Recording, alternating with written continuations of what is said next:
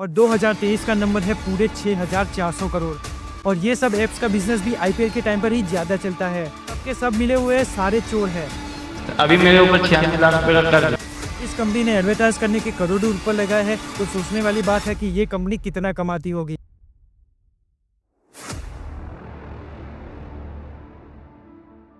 आमिर खान एक एडवर्टाइज करने के लेते हैं 7 करोड़ रुपए। रणबीर कपूर एक एडवर्टाइज करने के लेते हैं 10 करोड़ रुपए।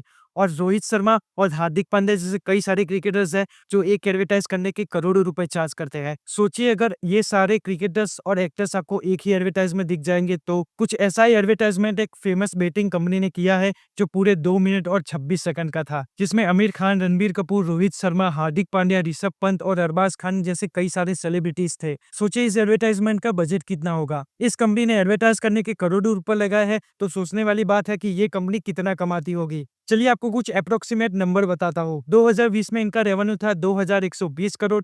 2021 में इनका रेवेन्यू बढ़कर हुआ 2700 करोड़। 2022 में उससे भी ज्यादा 3500 करोड़। और 2023 का नंबर है पूरे 6,400 करोड़। इस यंगस्टर का नाम हिमांशु मिश्रा है, जिसने लाइव न्यूज में ये खुलासा किया कि बेटिंग एप्स के चक्कर में उसने 96 लाख रुपए गवा दिए हैं। कितने पैसे कमाए? अभी मेरे ऊपर 96 लाख रुपए का कर्ज है। कितने? 96 लाख रुपए का कर्ज है।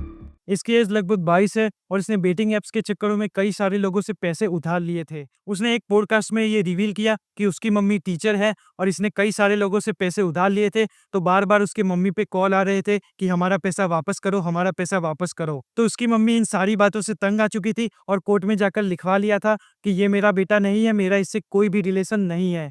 जरा सोचिए ये किस लेवल की डिप्रेशन में होगा। ये भी आपकी और मेरी तरह आम जिंदगी ही जी रहा था, लेकिन जब वो अपने आइडल मानने वाले सेलिब्रिटीज को बैटिंग एडवर्टाइजमेंट में देखता है, तब से इसकी जिंदगी बर्बाद हो चुकी है। देश का यूथ अपने करियर बनाने के चक्कर में ऐसी सट्टेबाजी करेगा तो देश का क्या होगा। सट्टेबाजी से तो मुझे याद आया कि सट्टे खेलने वालों की दिवाली आ गई है और इस दिवाली का नाम है इंडियन बैटिंग लीग। सॉरी, मेरा मतलब था Indian Premier League. IPL India की सबसे बड़ी क्रिकेट लीग है और इसे बीसीसीआई ऑर्गेनाइज करता है।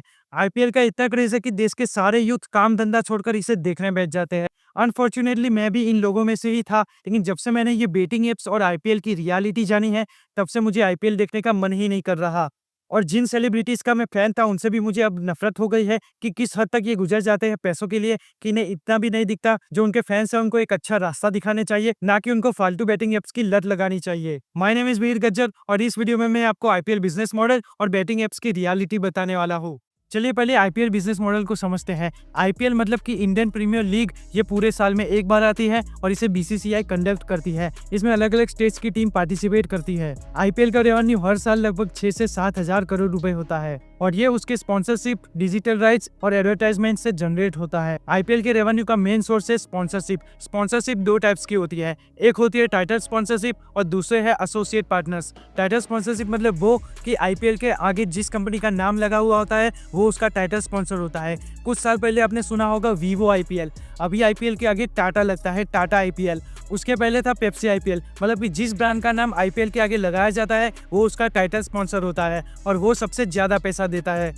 दूसरे होते हैं एसोसिएट पार्टनर्स, यानी कि ऑन ग्राउंड स्पॉन्सरशिप। आपने आईपीएल की मैच में ये देखा होगा कि उसकी बाउंड्री है, उसका स्टेडियम है, उस पर बड़े बड़े पोस्टर लगे हुए होते हैं और उस पर कई सारे ब्रांड्स के नाम लगे हुए होते हैं। ऐसे कई सारे पार्टनर्स होते हैं जिससे आईपीएल का मोस्ट ऑफ रेवेन्यू जनरेट होता है। और डिजिटल स्ट्रीमिंग पार्टनर्स भी इस रेवेन्यू में इंपॉर्टेंट रोल प्ले करते हैं। इस साल के आईपीएल के राइट्स जियो हॉटस्टार के पास है और टीवी के राइट्स स्टार स्पोर्ट्स के पास है। ये राइट्स का कॉस्ट अप्रोक्स 48 हजार करोड़ रुपए से भी ज्यादा है। अब सोचने वाली बात है कि ये जो स्ट्रीमिंग पार्टनर्स होते हैं वो इतने सारे पैसे देकर इसके राइट्स क्यों खरीदते हैं। तो सोचिए जब 6 करोड़ से ज्यादा लोग ये आईपीएल का मैच देखेंगे तो उसके बीच में जो एडवर्टाइज आएगी उसका चार्ज कितना होगा। अगर आपको हॉटस्टार पर एक मैच के बीच में 10 सेकंड की एडवर्टाइज एक बार भी दिखानी है तो उसके 15 लाख रुपए चार्ज करेगी। तो एक मैच के 20 ओवर में 40 से 50 एडवर्टाइज रन होगी। तो सोचिए इन सारे एडवर्टाइज का कॉस्ट मिलाकर इतना रेवेन्यू जनरेट होगा। कुल मिला के ये जो स्ट्रीमिंग पार्टनर्स होते हैं वो भी इससे अच्छा खासा पैसा कमा लेते हैं। अब आईपीएल जो टीम जीतती है उसको मिलते हैं सिर्फ 20 करोड़ रुपए, जो कि बहुत ही कम है।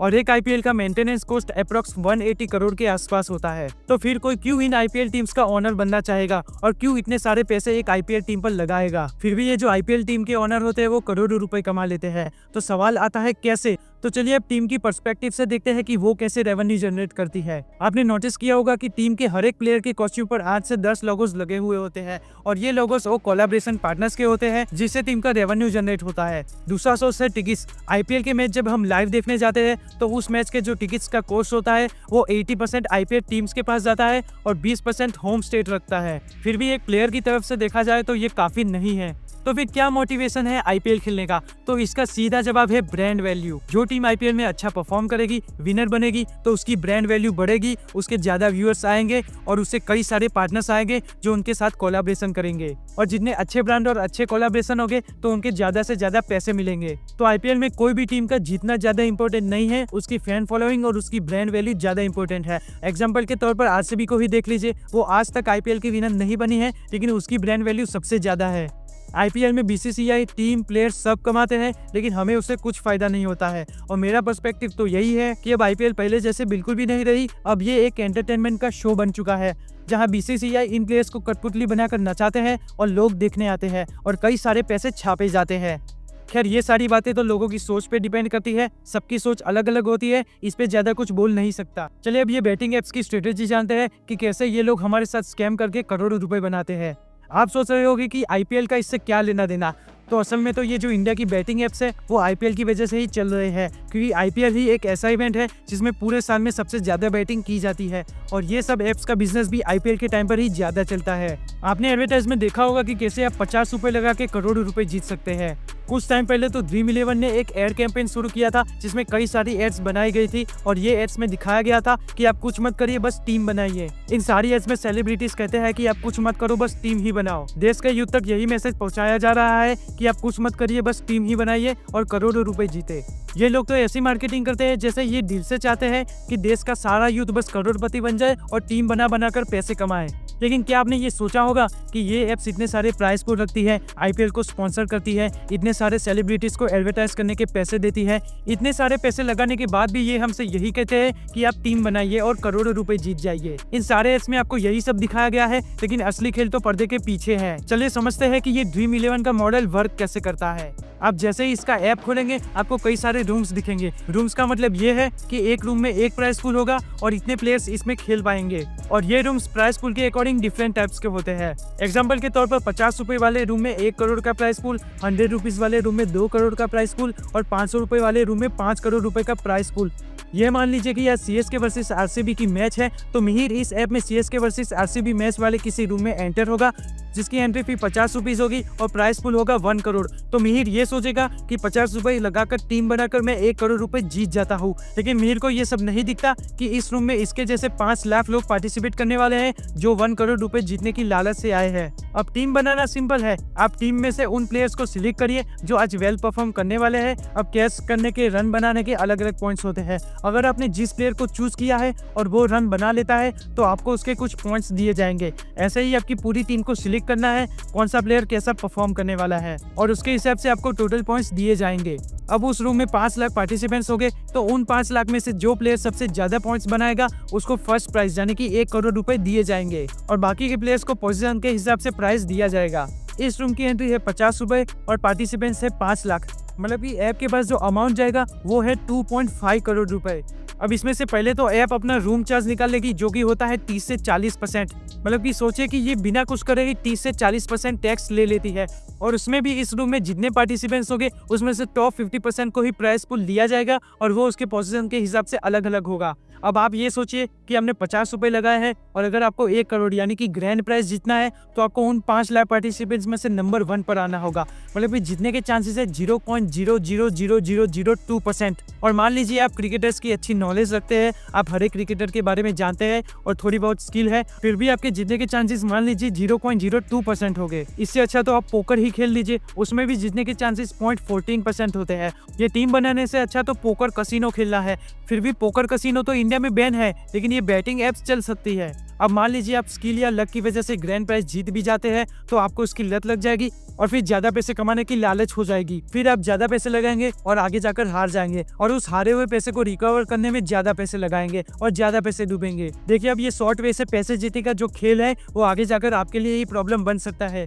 अब इन सारी बैटिंग एप्स को गवर्नमेंट बैन क्यों नहीं कर रही? तो पास्ट में ऐसे कई सारे केसेस हुए हैं और बेटिंग ऐप्स के खिलाफ भी कोर्ट में जाके केसेस किए गए हैं। लेकिन ये बेटिंग ऐप्स वाले अपने डिफेंस में ये कहते हैं कि ये गेम ऑफ चांस नहीं बल्कि गेम ऑफ स्किल है और ये कोई बेटिंग ऐप नहीं है, ये एक फैंटेसी ऐप है जिसमें प्लेयर अपनी क्रिकेट की नॉलेज से अपने हिसाब से टीम बनाता है, पॉइंट्स बनाता है और इससे ये पैसे जीतता है। ये कोई सट्टेबाजी नहीं है, ये गेम ऑफ स्किल है। तो इन सारे रीजन से कोर्ट इसे बैन नहीं कर पाता और ये इंडिया में लीगल है।